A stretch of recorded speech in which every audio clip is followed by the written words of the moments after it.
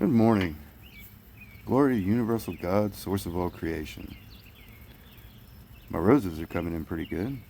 When I first started them, they were just a little shrub, dying back about 6 months ago. But that's not what I'm going to talk about today. Today I'm going to talk about what I found last night. I went through Google Play to try to get rid of some of the apps that are bloating my phone. And when I was in there, I found another device signed on to my Google account. Of course, immediately I went and, changed my password, logged all these devices out. There was once I went into what devices were on and figured out how to do that, because I'm very inept at software, I found several of them logged in at once. It was fun.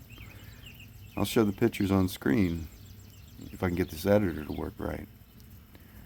First time trying it, I guess, First time with a lot of things in my life recently. But God has my back, so I'm going to learn as I go. But finding it, I found that my phone is a Samsung Galaxy S24 FE. This thing is an SM-S72IU USA, signed in last night at 10:14 p.m. That's when I first initially found it. This morning it's been off and on trying to sign in at 8:20 a.m. after I've changed my passwords a couple times. It keeps getting in. Its initial start was at 5/8/26. So, but there was plenty others. There was a Canton, Ohio computer, probably a VPN route. There was this 1+1+3T, Mason, Ohio, USA, 12/13/2025. That was around when all my stuff started to get hacked. And basically they went through, and this isn't the first time this has happened. This happened to me in Aurora, in Indiana, and this also happened to me in Richmond, Indiana, where they'd hack into my stuff. They'd mess up a bunch of files. They'd go places where I don't go.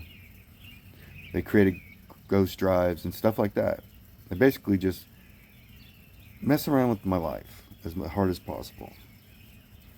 But the real kicker was this SMG998B, Mason, Ohio, USA, 11/28/2025.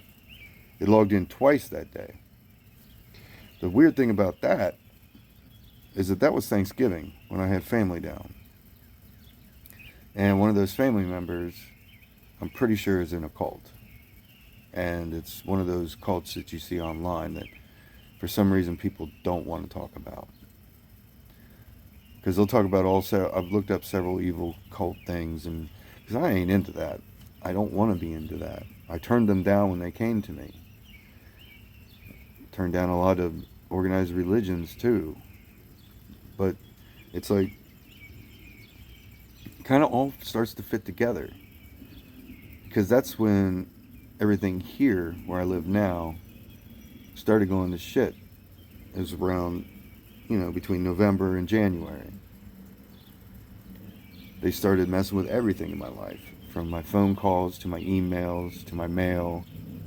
And these aren't like your run-of-the-mill Charlotte Manson type cults. These are powerful people. They got money, they got backing, and they'll do whatever they can. But yeah, I looked all this stuff up, and I just sat there and kind of laughed to myself, because God's kind of directed me in certain directions here. And a lot of people who don't believe in God will say, well, that's crazy or whatever, but it's happening. It's happening to a lot of people I've seen online, with the gang stalking and the hacking, and just basically making people's lives miserable that are standing up to the system, or standing up to people that want to control the system. They'll use God's name and other various things, and if they're not, they don't believe in the God, they'll use spiritual sense of it, you know, and they're all over the U.S. And that's the sad part about it. Is like with somebody with powerful backing and all this stuff, they can make anybody look like a criminal. They can make anybody look insane. They can hurt anybody they want, or just make them just life's miserable. I mean, and they won't help you either, and that's the hard part. Because I've tried to report this several times, and it just doesn't get through. Either who I'm calling is not actually who I'm calling. Like, say for instance, they cloned my phone before. I want to call somebody out, call the cops or FBI or anything to report something, like when I reported my identity stolen. I don't even know if my phone call got through, because I don't know if the person on the other end didn't immediately hack into my phone and switch it over to somebody else who was pretending to be this person. You see what I'm saying? I figured out that they can do stuff like that. They can intercept your emails. They can intercept your phone calls. They can intercept your mail. All it takes is a little bag of cash here and there, and they can do whatever they want. And that's the sad part about it.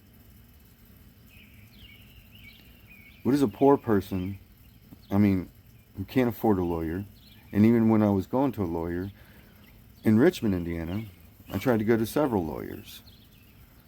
Every time I'd show up there, there'd be a person right in front of me with a big old thing of paperwork, and then I wouldn't be able to talk to the lawyer. They would disregard me. The only time I ever got to talk to one was when I didn't look it up online and basically just went out there without my cell phone and went to the lawyer. And then they signed with me. But here's the kicker.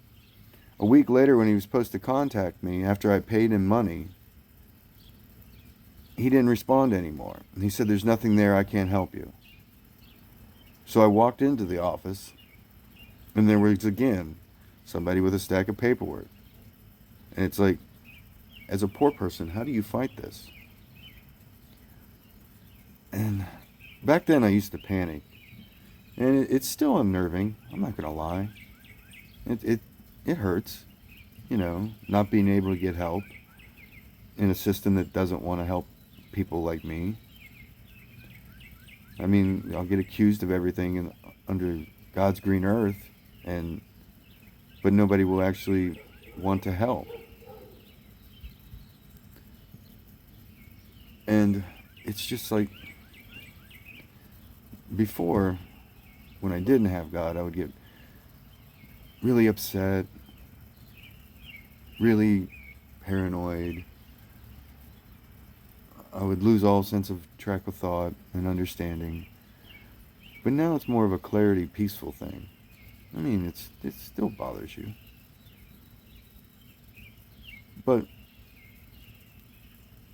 I can just imagine what other people are going through like this, who don't find peace or understanding through it, who just want somebody to listen. They reach out to a cop and the cop doesn't file a report. Or they'll say that, "Oh, that's crazy talk," and they'll put you in a loony bin. I've seen several people in the mental hospital who were sane as hell. They just found that God was showing them evil people. And that's basically what my experience was. God started showing me all these evil people, even when I didn't even know God was doing it. Or the source of creation. Because I kind of think it's all the same thing in my mind, in my heart, in my soul. It's basically something out there created everything. The Big Bang, whatever you want to call it, God.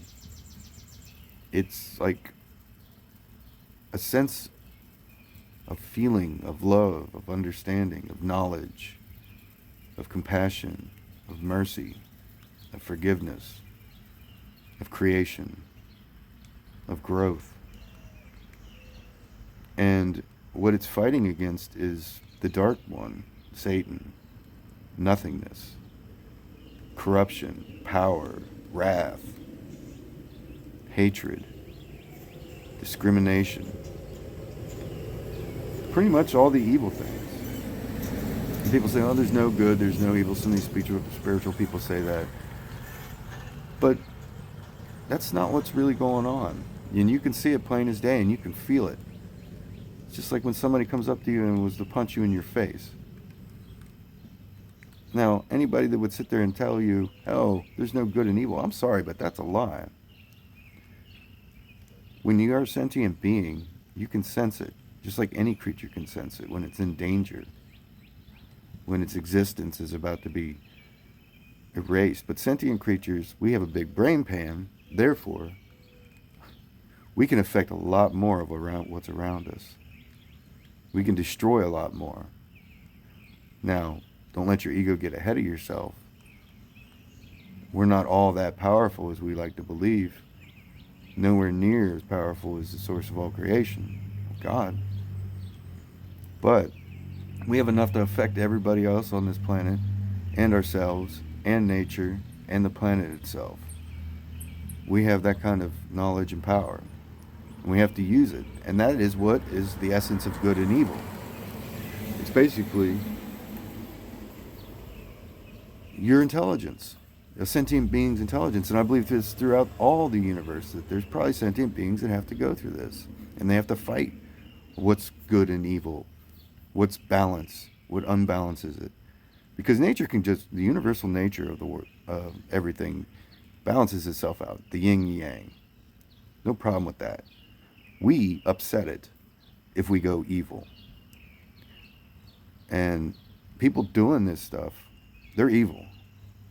No doubt about it. There's no good and evil. No, there's good people that are fighting against it and going through a lot of hard times.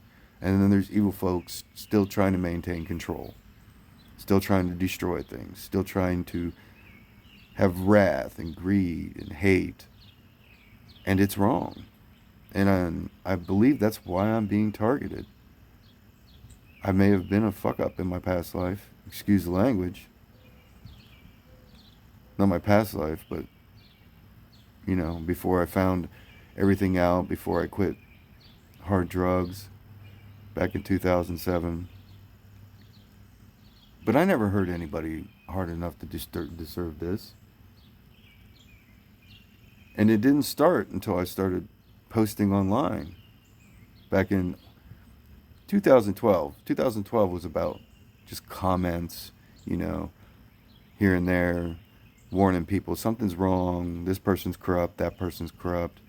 Then in 2014, I started noticing about the binary star, it being plausible, the way because I always looked at the sky, the way the stars didn't seem right, the moon didn't seem right, the phases of the moon didn't seem right, where the sun rose and set didn't seem right.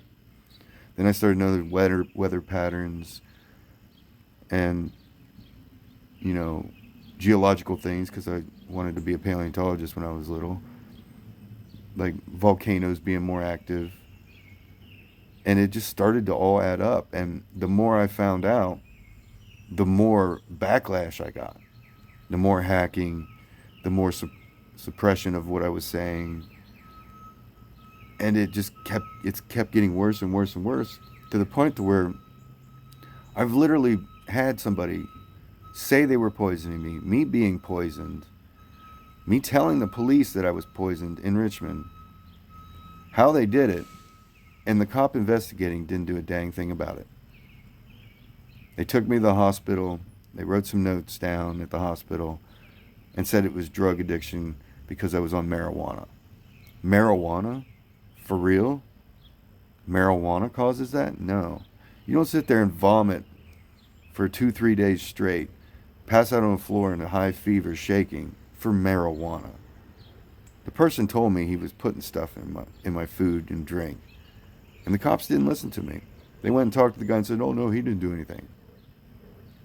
And it's just like this over and over again.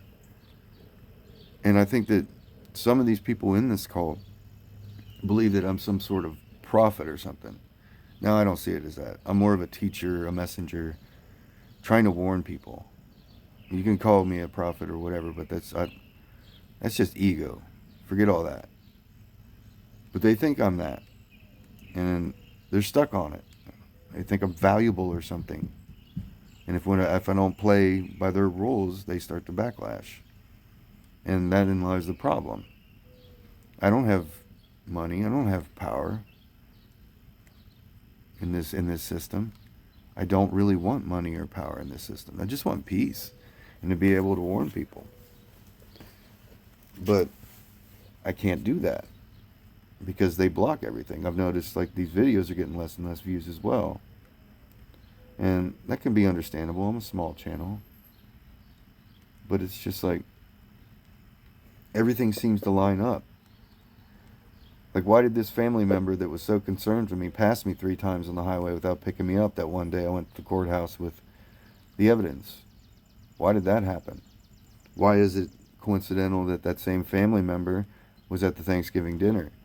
Why is it coincidental that they asked me were all my locks on my doors the same? You know? Why is it coincidental that he happened to find this place for me, even though this trailer is making me sick? There's a bunch of coincidences that nobody seems to want to piece together. And I tried to explain it, and it just doesn't seem to work, so I'm at a loss. I want the world to know, and I want the world to come together, but I can't do that unless I bend knee to these people, and I'm not doing that. Because God told me, if you take the crown, or if you take the martyr, either way will fail. See, if I take the crown, I become evil. I become one of them. You know, fame, glory, money. I won't be able to get the message out without it being tainted. And I'll end up dying. If I take the martyr way,